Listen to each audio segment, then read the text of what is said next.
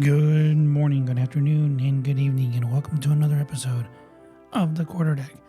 This week in our reading of our book, With the 1st Marine Division in Iraq of 2003, No Greater Friend, No Worst Enemy, we continue our reading of the story and find out what the division has in plan in store to ensure their preparations for the mission that's coming up ahead. This week we'll take a look at the final preparations efforts, the intelligence. What are they planning on doing to get more intelligence to ensure that the division is going to be successful? In our hero highlights, we take a look at the story of Sergeant William G. Harrell, United States Marine Corps.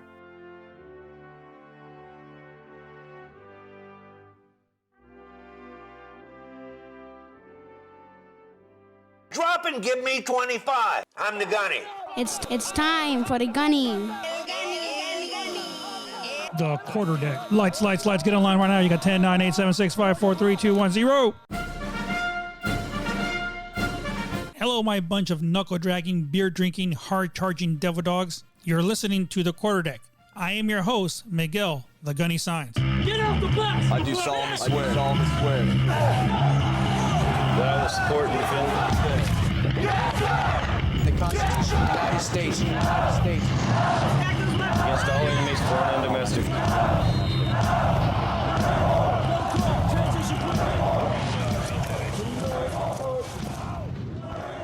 The Quarterdeck. Here we are almost in the mid-month of July, and man, how time continues to fly. It won't be long before this whole year is over and we're talking about having New Year's and Christmas time. I don't know about you guys, but time is flying. There's nothing you can do to stop time, but it's just flying through. And hopefully everybody's been having a great summer so far, and things have been going good, and you're able to have some time with your family and maybe go on a small little family vacation. Who knows? For us, it's been interesting. Of course, everybody knows that we were dealing with everything that happened with our house, that it caught on fire back in April. And so the process has been going. The demolition is almost complete. Yesterday, I went down and took a look at the house. I mean, it's right behind me, so it's not very hard for me not to see exactly what's going on. But they're about 90% done with all the demolition. All they got to do is just a basic little cleanup of all the edges, where the trestles connected to the roof of the house and the actual framing of the house. They got to clean those connections up to make sure that there's nothing there. So when they add the new trestles, they'll be ready to go and easily be able to put onto the house. So that's how that process is going. And it's coming along. Just hopefully that time, just like the years going by so fast, doesn't slow down and we're able to go ahead and get back into our home as soon as possible to make sure that we're back into a stable way of life, especially that my son will be starting school here in August.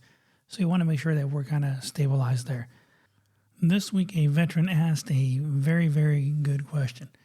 He was asking about his benefits through the VA and how he is 100% permanently total disabled and he's not able to work.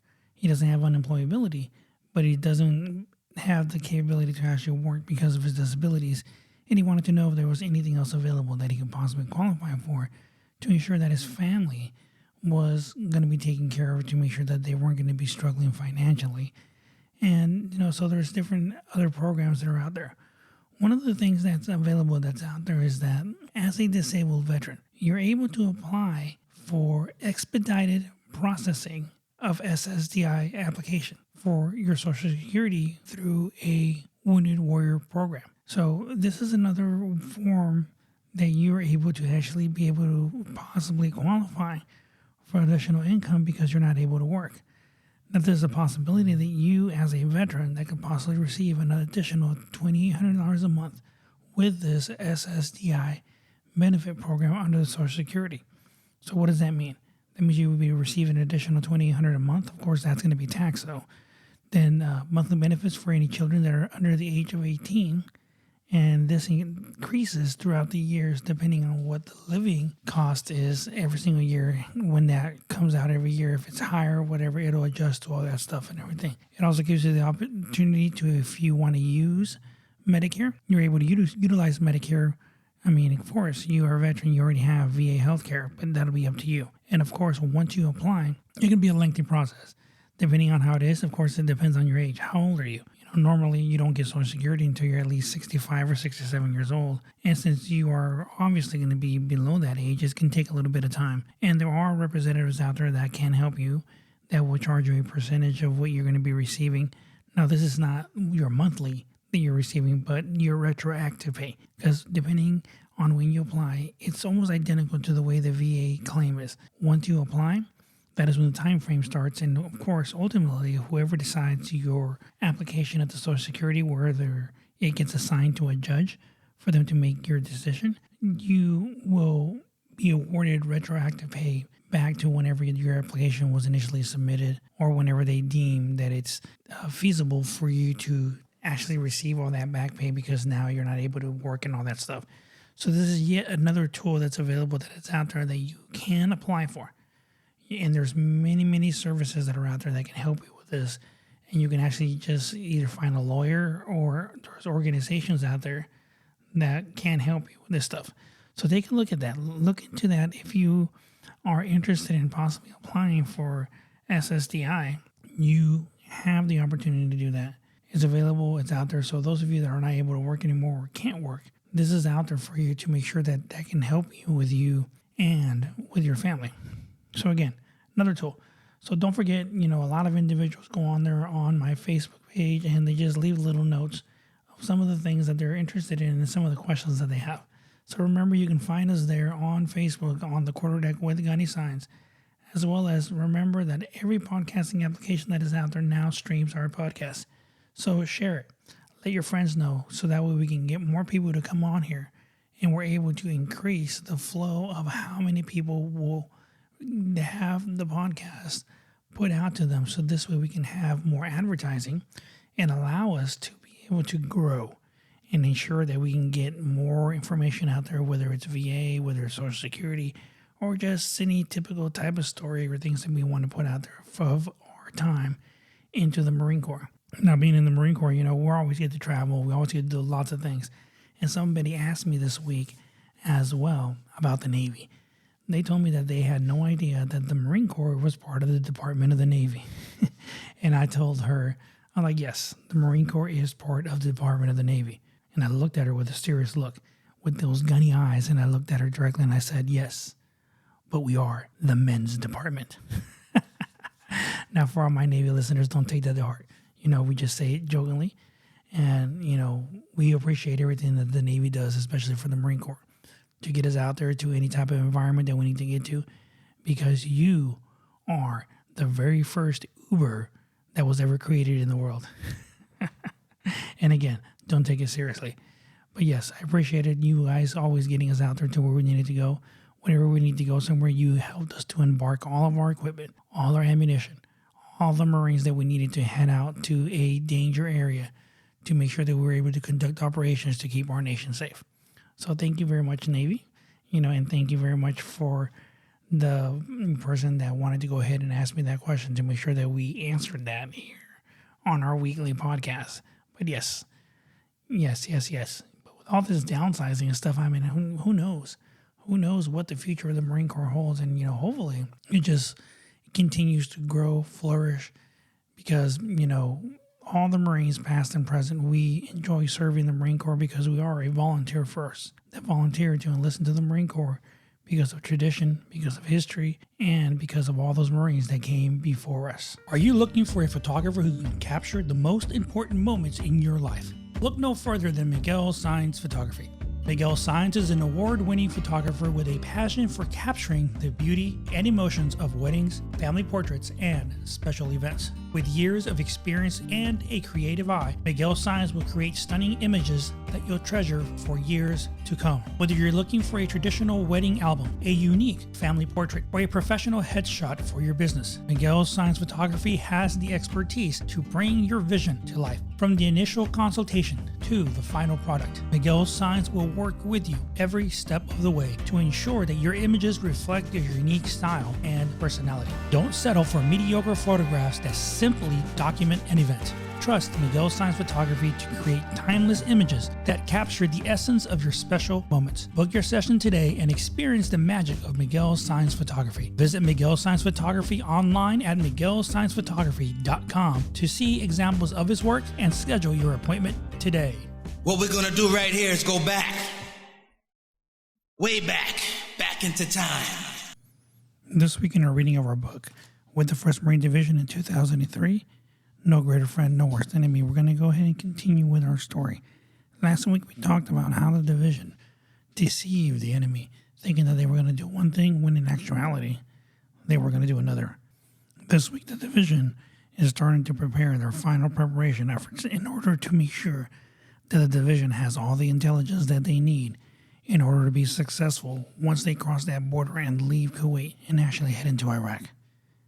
As a result of the successful teaming effort with 3rd MAW at the Jersey Drills, another successful team effort between the wing and division was born. Major General Amos had been a tremendous advocate for the division to date, and the appointment of the VMU was no exception. Through the strong support of General Amos, the VMU employment scheme was finalized, with both VMU flying in direct support of the division as they seized their initial objectives. As a result of the shared vision, special relationships was established between the division and both of the Marine Corps Pioneer Unmanned Aerial Vehicles, or the UAV squadrons, VMU-1 and VMU-2.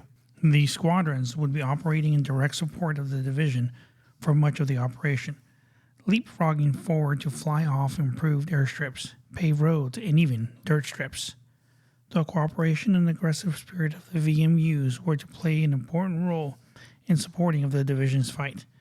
The Division G2 convened in special UAV planning conference where the VMU staff and the Division G2 were able to devise a support scheme that included the attachment of remote receive teams, RRTs, directly to 2 of the division's maneuver RCTs and the division CP.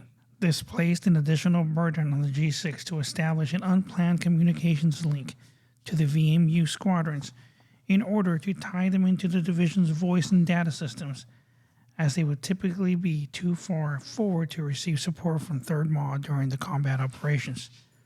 For the opening gambit, this allowed for a direct support relationship between each attacking RCT and support VMU squadron. An airfield was identified near Camp Matilda in central Kuwait that would allow pioneers to cover the division's initial objectives. In March, permission was granted for UAV operations over Iraq, and VMU began operating the division with their first real-time look at the battle space. Having both VMU fly in support of the opening gambit was essential. The division was willing to accept the corresponding gap in pioneer coverage afterwards, as VMU squadrons displaced from the southern airfield to position that could support the attack further to the north. So now the division is using the UAVs. But of course, just like everything else, they had to come up with a plan to ensure that the communications wasn't going to be an issue, because they would be so much further up ahead than where the division CP was going to be. So that was going to be an issue. But like everything else, they came up with a plan, and they were going to ensure that communications was not going to be an issue. Next week, we're going to take a look at the final preparation efforts of the actual force flow of what the division was planning in their preparations to head into Iraq. Hero Highlight. This week in our Hero Highlights, we take a look at the Medal of Honor citation of Sergeant William G. Harrell, United States Marine Corps. William George Harrell was born in Rio Grande City, Texas, on 26 June 1922, and later moved to Mercedes, Texas. He attended high school in Mercedes, graduating in 1939, and then went on to Texas Agricultural and Mechanical Institute for 2 years prior to his enlistment in the Marine Corps on 3 July 1942 in Harlingen, Texas. Completing his basic training at the Marine Corps Recruit Depot, San Diego, California, he was temporarily in the 1st Guard Company at the base prior to his transfer to Headquarters and Service Company, 2nd Battalion, Camp Elliott, San Diego, California, in September of 1942. He was promoted to Private First Class upon his arrival at Camp Elliott, and while there he was later advanced to Corporal. Following completion of the basic rocket course, Corporal Harrell departed for overseas duties in February of 1943 with Company A, 1st Battalion, 28th Marines, 5th Marine Division, as an armorer. He first served in Hawaii, then went into the Saipan, then to Iwo Jima. Sergeant Harrell earned the Medal of Honor during the Iwo Jima campaign for continuing to halt a Japanese advance toward his command post, although suffering from the loss of one hand and several saber cuts to his leg. On 3 March 1945, Sergeant Harrell and another man dug in for the night in a long, narrow two-man foxhole on Iwo Jima. On a little ridge 20 yards forward of the depression where the company command post was established. Beyond the foxhole, the ridge fell off into a ravine, which was in Japanese territory. Because of their nearness to the enemy, the two men took turns standing 1-hour watches throughout the night while the other slept. An attack by the Japanese was repulsed, but the other Marine's weapon jammed and he turned to the command post to obtain another. While he was gone, the enemy managed to get a grenade into the foxhole, which exploded, blowing off Sergeant Harrell's left hand. The second Marine returned just as the Japanese were swarming up the foxhole, and together, he and Sergeant Harrell drove them off. Thinking he was dying due to the severity of his wounds and saber cuts suffered in the last repulse, Sergeant Harrell ordered his companion to retire to safety. His friend left, but only to get another rifle. During his absence, the two Japanese charged the foxhole, setting off another grenade. As Sergeant Harrell attempted to push it out of the foxhole, it exploded, tearing off his right hand.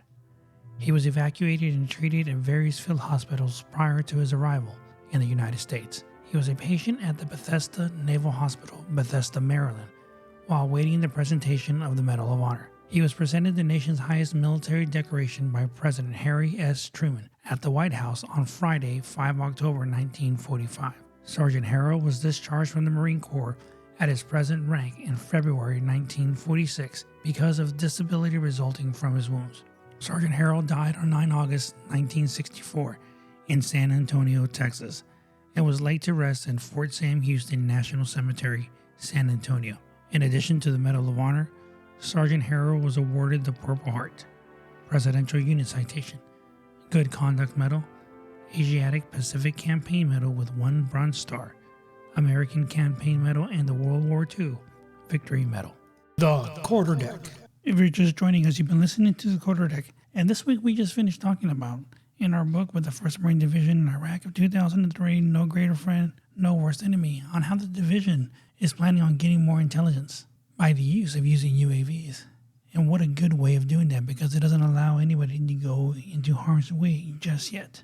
Sergeant William G. Harrell of the United States Marine Corps was our hero highlight Marine for this week. And wow, some of the great things that he did. I mean, really? The fight that he put up, even without using his hands. What a warrior. What a true hero. Even though the month of July is almost over and we're still reaching the middle of July, we continue to do great things, and there's still so many wonderful and great people out there that we want to make sure that we take the opportunity to thank, enjoy the friendship, the camaraderie that we do share in our communities and all that stuff. So let's not forget about that. A simple thank you can mean so much to somebody and can just be the simplest way to make their day and maybe just make that day so much better for them. As always, a reminder to everybody that our podcast is now streaming on all of the podcasting applications. So make sure that you join us there. Make sure that you subscribe to our podcast to make sure that it is automatically downloaded for you and you are made aware as soon as the new episode of the week is uploaded and it's ready to be downloaded.